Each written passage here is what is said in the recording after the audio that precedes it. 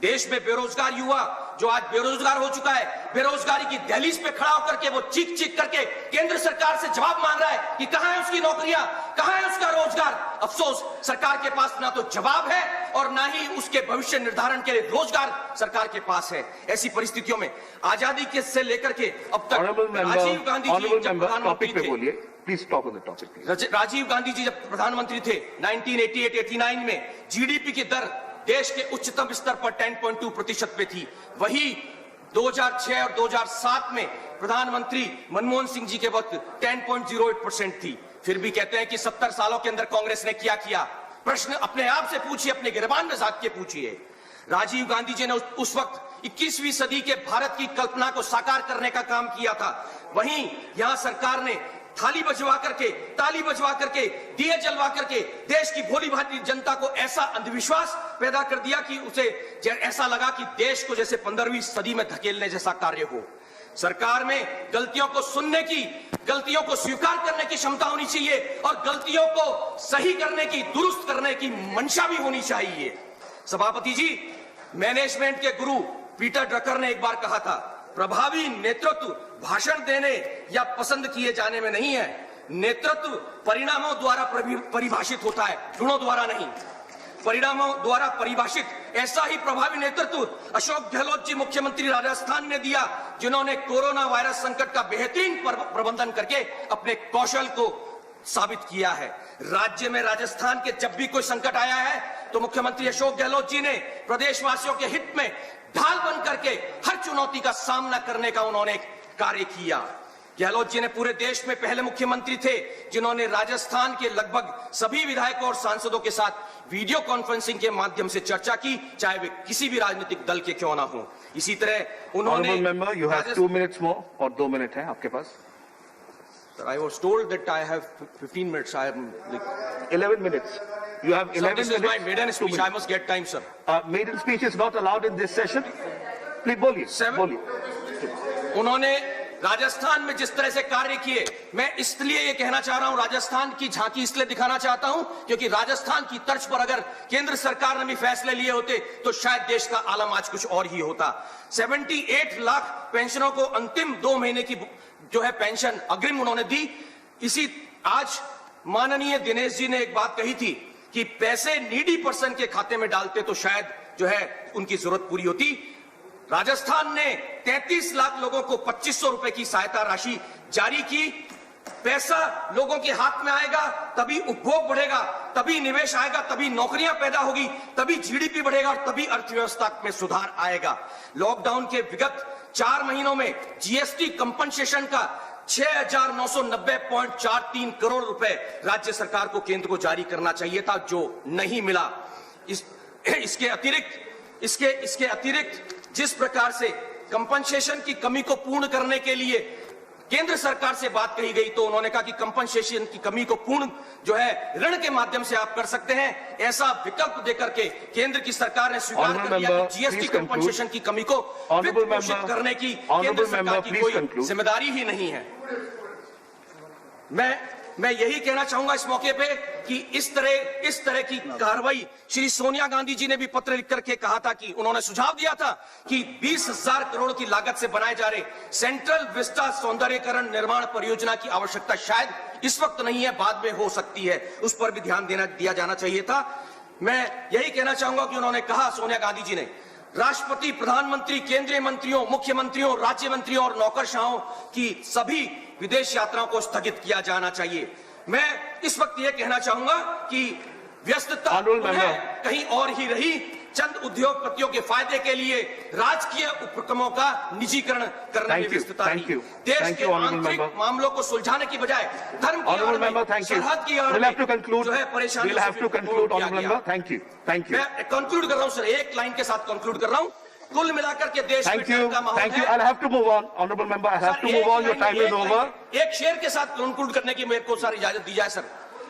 अंत में देशवासियों के लिए जो संघर्षरत है, कोरोना की जंग में लड़ रहे हैं जो कोरोना वॉरियर्स, स्वास्थ्य कर्मी, सफाई कर्मी, पुलिसकर्मी, समाज सेवी, मीडियाकर्मी आदि जो कोरोना से लड़ने में अपने स्वास्थ्य की और जान की परवाह किए बिना जूझ रहे हैं। माननीय सभापति महोदय, आपकी अनुमति से एक कुछ पंक्तियां उन्हें समर्पित करना चाहूंगा।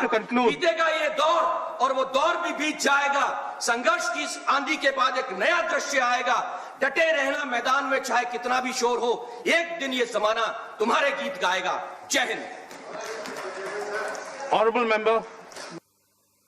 Honorable member Saroj Pandey ji. Yes, sir. Lok Sabha chamber.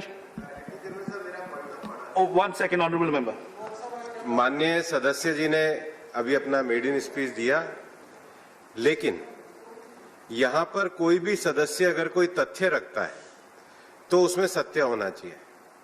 इन्होंने जिस बिहार की रैली के 140 करोड़ का खर्चा बताया है, या तो उसके संबंध में कोई तथ्य यहां पर रखें, अदरवाइज उसको सदन के समक्ष ये एक तरीके से गलत तथ्य रखा, या तो उसको प्रमाणित करें, वरना उसको सदन की कार्यवाही में से निकाला जाए। Honorable member, we'll go into the records, we'll see, we'll examine it. Honorable member Saroj Pandey ji from Lok Sabha.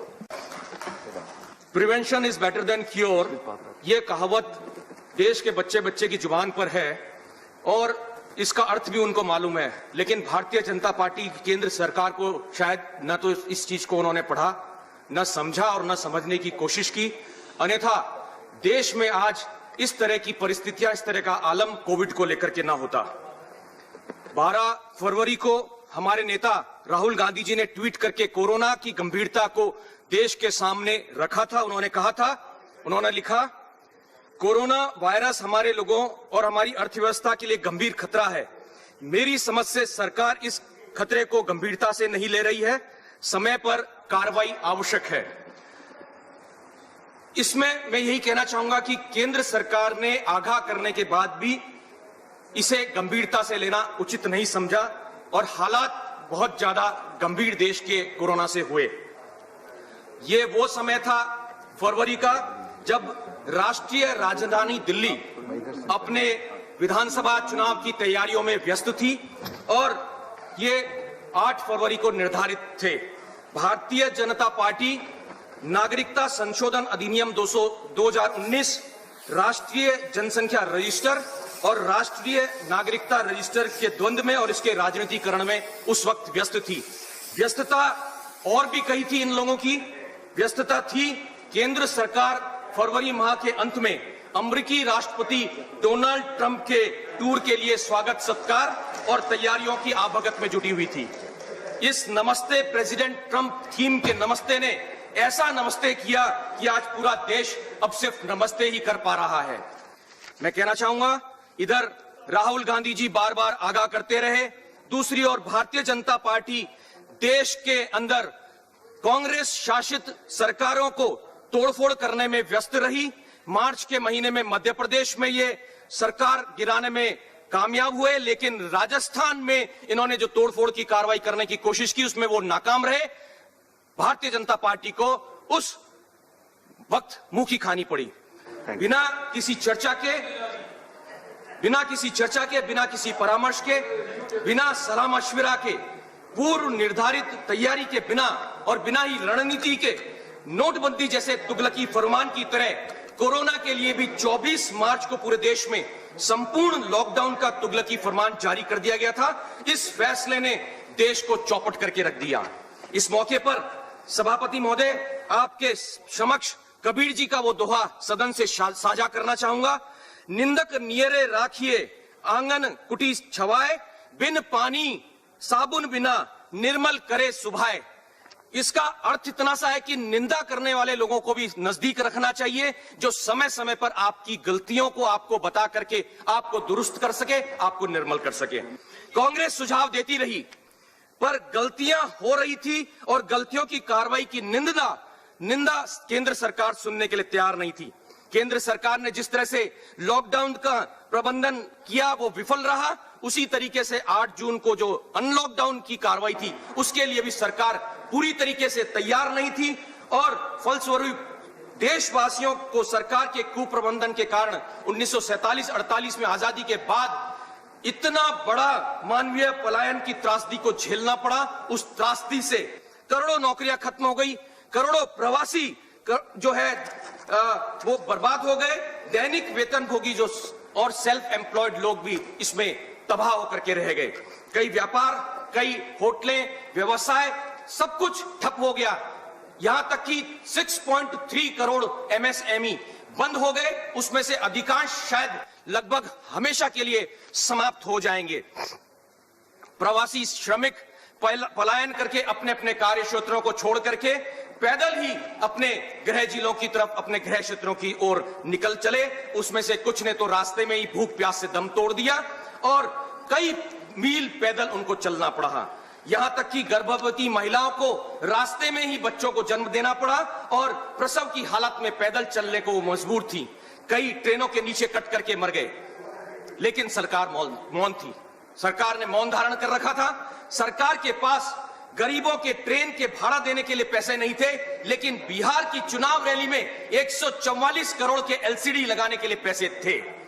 बिना पूर्व नियोजित कार्य योजना के अचानक लॉकडाउन किया जाना यह कतई उचित नहीं था। यह निर्णय खोखला साबित हुआ और जिसने देश को बर्बाद कर दिया।